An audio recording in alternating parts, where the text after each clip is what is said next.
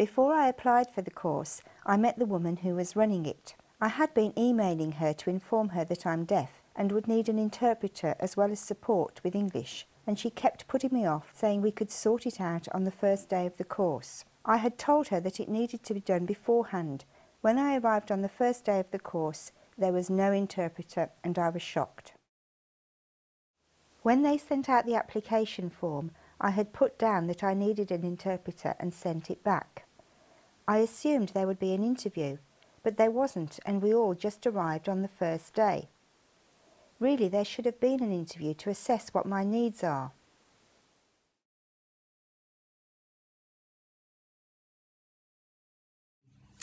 I teach literacy with the deaf student that I'm working with at the moment. She is working towards passing a level 1 key skills literacy exam, and my role is to help her with all the techniques and strategies she needs to understand the text and to answer the questions about it, and that involves not only understanding the vocabulary but also ideas such as implied meaning as well as very much more obvious meaning.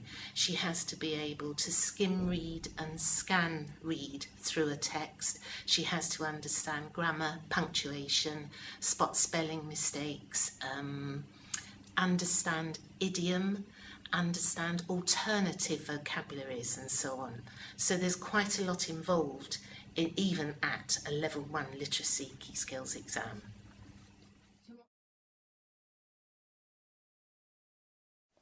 The worst was homework. It wasn't too bad having so much for hearing people, but it was difficult for me because of my English. I just had to try and work out what everything meant. At university, English is at a pretty high level, and when I got some work after starting in January, I read through it and the English was not plain English. There just seemed to be an awful lot of waffle in it, but I tried to go through it. When I asked them to explain it, I thought, is that all it means? But the lecturer wasn't deaf aware.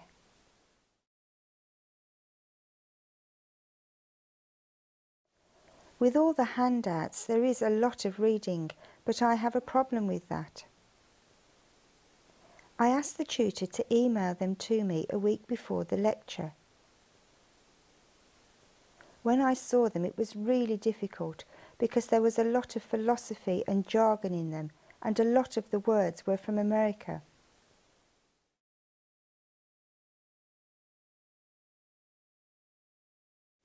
There is a problem taking notes in English. As the tutor is speaking, I write down the notes, and if I miss something, I'll ask the interpreter what it was. But often they can't remember. It's okay for hearing people listening in English, but my language is sign language, and it's difficult for me to make notes in English. It's very difficult for me to process thoughts in English. It's very easy for me to think in BSL, but to write notes in English is very difficult. Hearing people can listen and write the English down, but if you signed something to them, they would find it difficult. It's the same thing the other way round.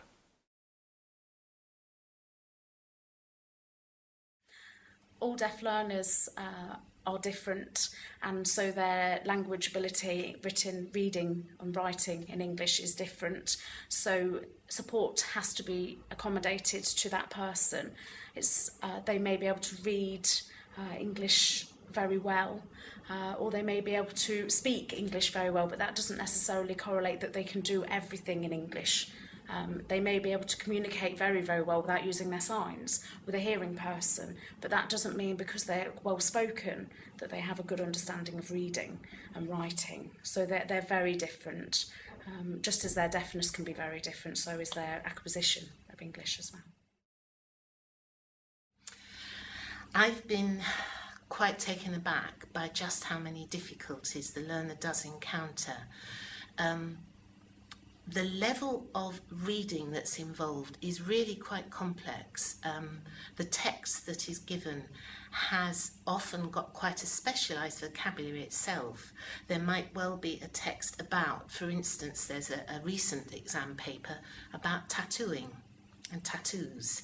There's one about snowboarding, and those in themselves are very specialised areas that a lot of any students may not have had experience of.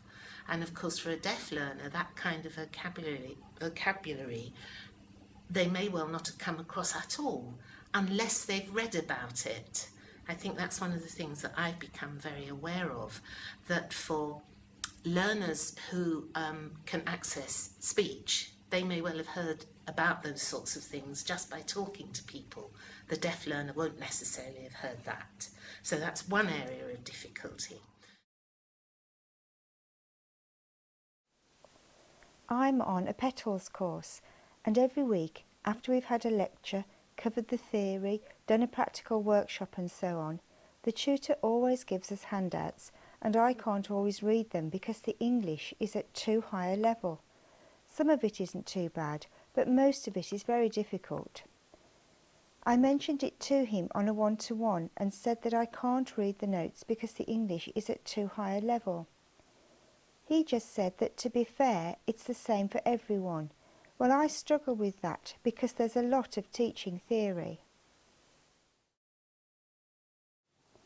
I always need someone to help with translation, but I don't have support for that. I do have support with English, but only to check my grammar for assignments, and that's it. There's no help with translation apart from the CSW in the lectures. Maybe I need extra support to help me read the resource material.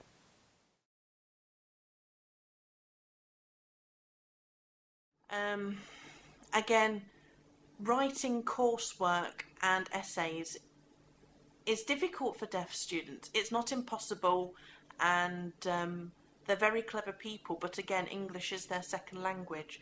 So often what is done, a communication support worker will sit with them in a one-to-one and go through the coursework, just explain what they need to do again, just to reiterate what has been said in the classroom. The student will then go away, write down their work. When they've completed it, they'll come back to the communication support worker, who will then translate it into English, ready to hand in as an assignment to the tutor. And what's often done is the copy that the student has written and the copy that has been translated will both be handed in to the tutor, so they can see the student's work and they can see the student's translated work.